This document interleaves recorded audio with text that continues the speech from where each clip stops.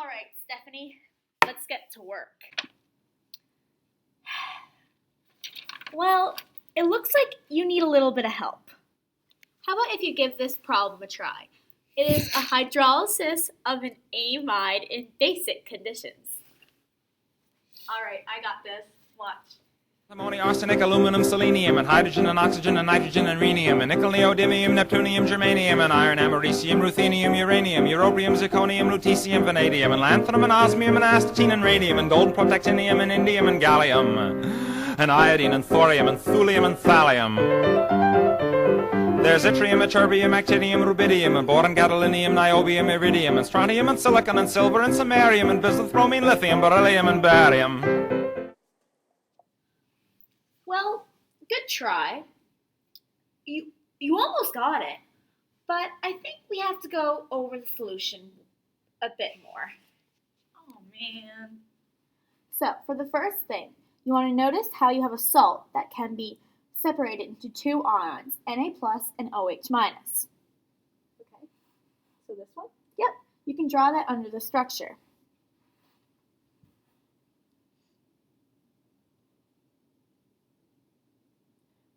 And don't forget your lone pairs. Like that? Perfect. Next, you want to attack your most electrophilic carbon with your negative ion. So this one has a double bond to O. Does that make it the most electronegative?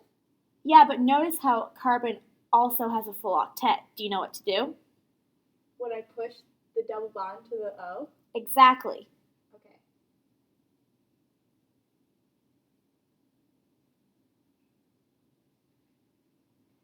Now, draw out your product of step 1.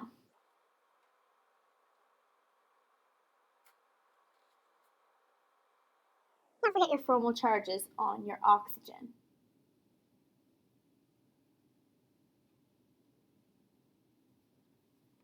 Awesome. You're doing a good job. So for step 2, you want to take notice that the end product should be a carboxylic acid salt and an amine. To form those two products, how would you break apart this bond? So I would want to take these electrons to form the double bond with the carbon again. That gives you a full octet, right? And so then that means this carbon's unhappy and you want to move these electrons onto the end. Very good. That concludes step 2.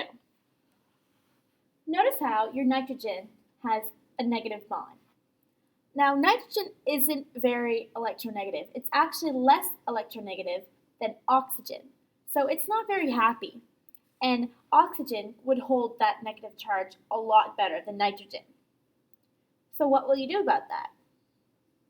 Well, I could take this hydrogen for this N and move the electrons onto the O so that it's a negative charge.